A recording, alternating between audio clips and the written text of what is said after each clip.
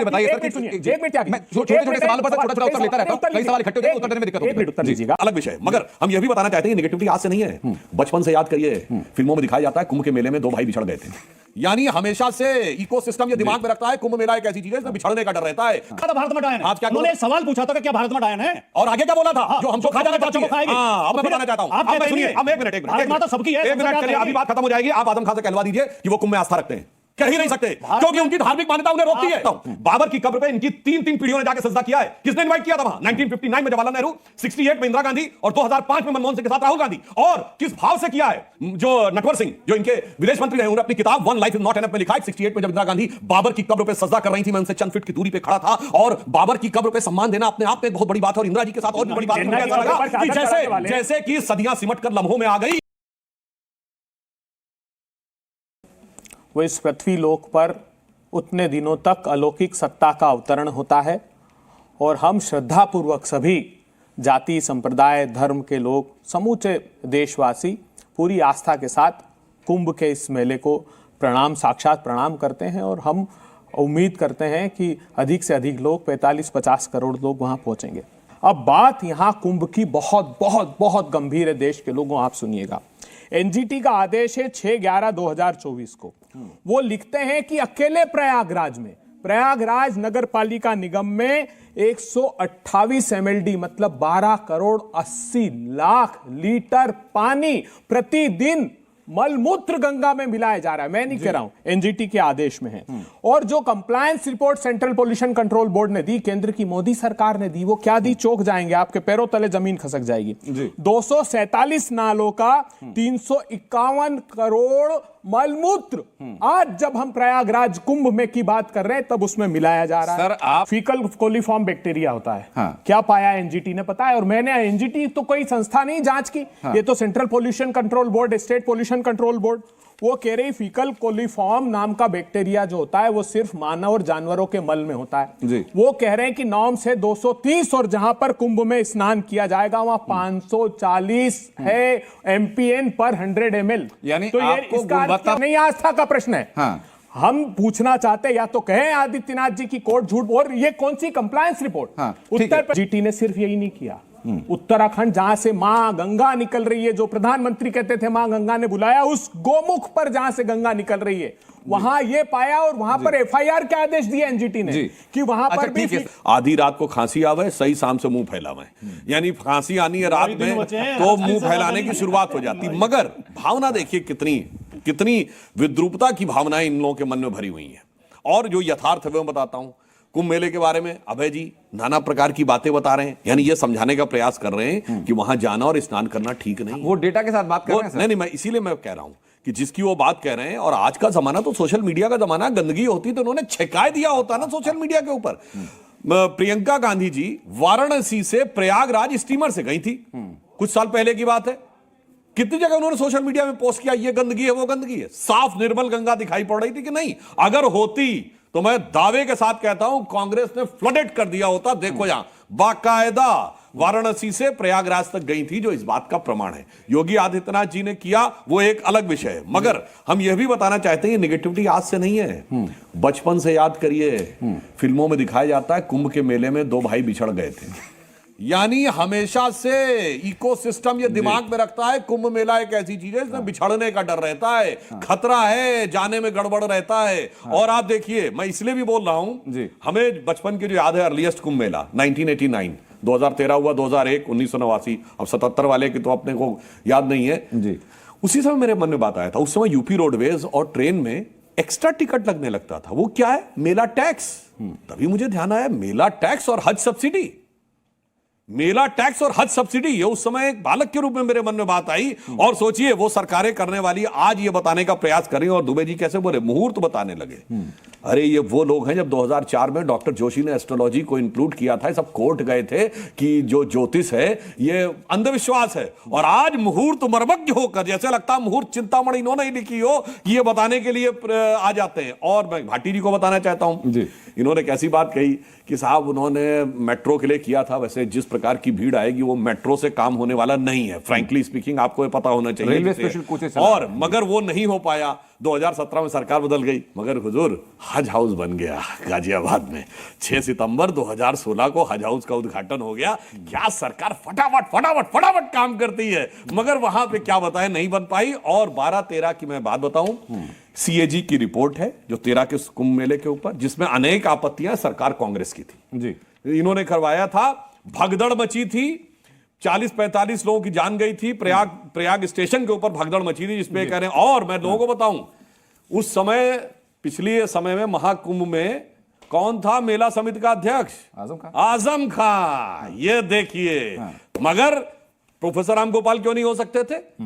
मेरे ख्याल से सभा में सबसे पढ़े लिखे व्यक्ति हैं। चलिए शिवपाल जी क्यों नहीं हो सकते थे? इवन मैं कहना चाहता हूं, आजम खान आयोग समिति के सदस्य होते हैं, इससे बेहतर एग्जांपल और क्या होगा? मैं इसी में एक और बात कह रहा हूं भाई। अखिलेश जी मुख्यमंत्री थे, हाँ। सिंबॉलिक ढंग से मुलायम सिंह जी बन सकते थे जी। माता प्रसाद पांडे क्यों नहीं बन सकते थे? हाँ, वो तो आजम खां को बनाना था।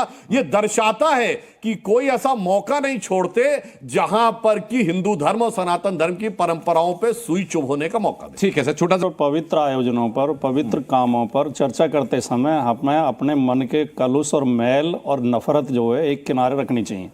और हमें थोड़ी बड़प्पन का परिचय देना चाहिए। सुधांशु जी इसमें भी हिंदू मुसलमान ले आए ढूंढ के।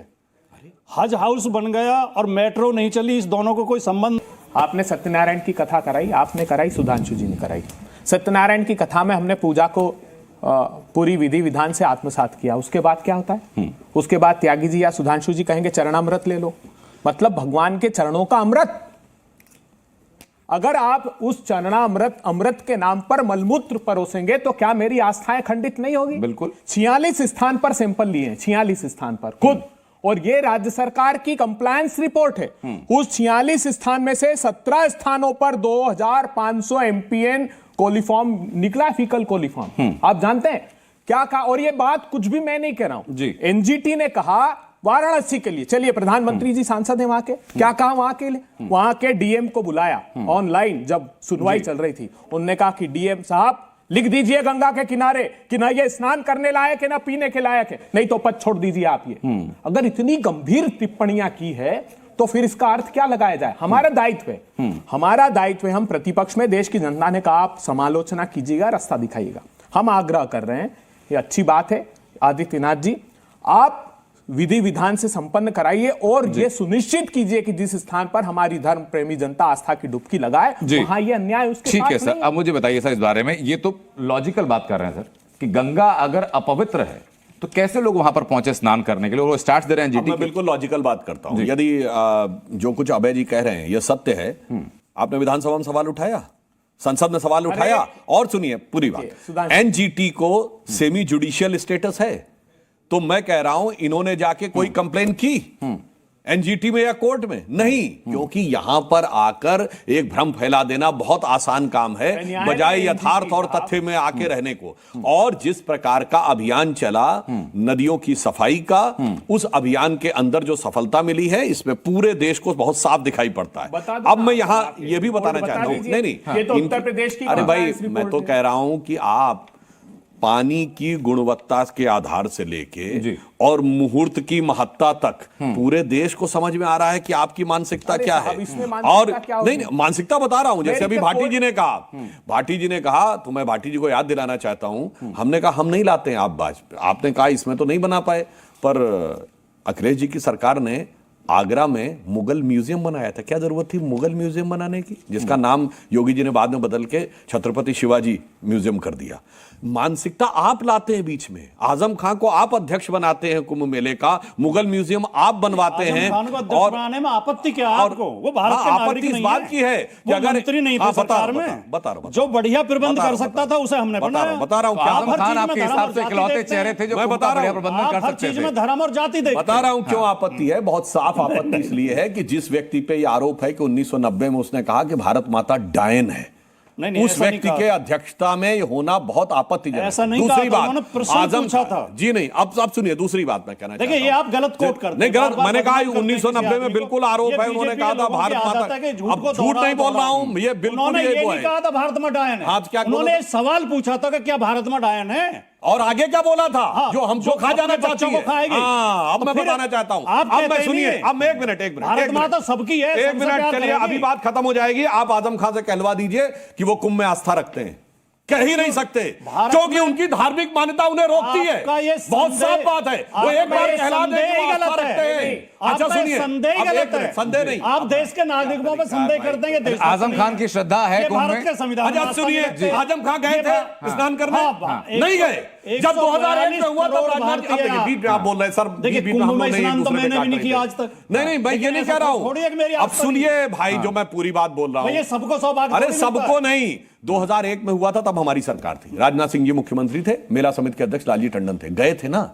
बोलिए, आजम खान गए ना? जिसकी आस्था नहीं है, जो वहां स्नान नहीं करना चाहता, उसी को बनाना। मैंने सवाल पूछा, क्यों प्रोफेसर राम गोपाल नहीं, क्यों शिवपाल जी नहीं, क्यों मुलायम सिंह जी नहीं, क्यों माता प्रसाद पांडे नहीं? कोई भी जो आपके बड़े बड़े नेता हैं, कांवड़ में उनको आपकी नहीं आस्था बनाना। है? अब आपको एक कांवड़ लाइन में सर, आपकी एक लाइन और आस्था बता है? दूं सर, एक लाइन सुधांशु और। जी, प्लीज अपने कांवड़ में आपकी आस्था सर, अपने है? अपने टर्न नहीं में है या बोलिए, नहीं? अपने- इतने जवाब मैं देना। कांवड़ आयोजन समिति का अध्यक्ष नहीं हूं भाई। नहीं, आपकी कांवड़ आस्था है। आयोजन समिति का आप अध्यक्ष लाए नहीं हूं। कांवड़। मैं ये नहीं कह रहे। हाँ आप बिल्कुल, कांवड़ क्यों लाए। नहीं है? मैं कह रहा हूं ना, कांवड़ पूछो, आयोजन पूछो। समिति के अध्यक्ष नहीं है भाई। जो मगर नहीं, हम जिसने वो कांवड़ को काम नहीं गरियाते किया, नहीं है। तो उसकी आस्था नहीं है। लाठीचार्ज करा उत्तर प्रदेश से लेकर उत्तराखंड तक कांवड़ियों पर, क्या बात कर रहे हैं? अरे भाई, क्या अब तरीका है? फूल बरसाए गए सर, उस पर भी आपत्ति आ जाती है। आजम खान की आस्था होना। अब मैं एक मिनट, अभय दुबे की आस्था है। अब अपने एक 10 मिनट बात सेकंड कर में- दो। 10 सेकंड में- एक मिनट। क्या अभय अरे दुबे भाई। की आस्था को खंडित होने से सुधांशु मैं अभी वो आस्था बात के बारे में करेंगे। एक सवाल ये आपके बताइए, सामने आ रहा है। जब मैं वहां पर आस्था की डुबकी लगाऊंगा, आचमन करूंगा। मेरी बात सुनिए आप। अरे सर, आप लोग बोल चुके, मेरा टर्न था नहीं, बोलने का। प्रथम यद पीबती ऋग्वेद प्रीणाति, क्या कहा है आचमन के लिए? प्रथम यद पीबती ऋग्वेद प्रीणाति, द्वितीय तेन यजुर्वेद प्रीणाति। मतलब एक एक आचमन के साथ एक एक वेद का को हम आत्मसात करते हैं। तो मेरी उस आस्था को खंडित होने की अगर मैं शिकायत सर, करता अभय हूं, जी जो तो वो टिप्पणी कहते कर हैं रहे हैं, आजम वो खान को सिर्फ क्यों अपनी बना आस्था के ऊपर मैं कर बता रहा हूं, ना इनकी आयोजन आस्था- पर शिकायत आस्था है, और ना यथार्थ उनका दोनों बताता आमंत्रण हूं। पर शिकायत है। जब राम मंदिर का न्योता दिया गया, हाँ जी। ये नहीं आते कोई बात नहीं थी। इन्होंने लिख के दिया कि हम नहीं आएंगे। कोई ऐसा करता है? शंकराचार्यों ने भी कहा, सर, चारों- आपने टर्न पे चारों बोलिए। शंकराचार्य एक एक करके आ जाएंगे, एक एक करके आ जाएंगे। अब आपको बता रहा हूं, कोई आप कहते हैं कि मेरे बेटी की शादी है, आप आइए। अरे आइए, आइए, नहीं आइए, नहीं आइए। अगर आप लिख के देते हैं कि मैं नहीं आऊंगा, इसका मतलब आप सरासर अपमान करते हैं। तो वहां पर तो इनको 10 प्रकार की चीजें चाहिए। और मैं पूछना चाहता हूं, बाबर की कब्र पे इनकी 3 पीढ़ियों ने जाके सजदा किया है। किसने इन्वाइट किया था वहां? 1959 में जवाहरलाल नेहरू, 68 में इंदिरा गांधी और 2005 में मनमोहन सिंह के साथ राहुल गांधी। और किस भाव से किया है? जो नटवर सिंह, जो इनके विदेश मंत्री रहे, उन्होंने अपनी किताब one life is not enough में लिखा है, 68 में जब इंदिरा गांधी बाबर की कब्र पे सजदा कर रही थी, मैं उनसे चंद फीट की दूरी पे खड़ा था। और बाबर की कब्र पे सम्मान देना अपने आप में एक बहुत बड़ी बात है। और इंदिरा जी के साथ और भी बड़ी बात थी। मुझे ऐसा लगा कि जैसे कि सदियां सिमट कर लम्हों में आ गई। ये आपके विदेश मंत्री ने बोला है। इसलिए मैं कहना चाहता हूं, दिल में क्या है आप उनको और फुल टॉस हकीकत बॉल क्या है।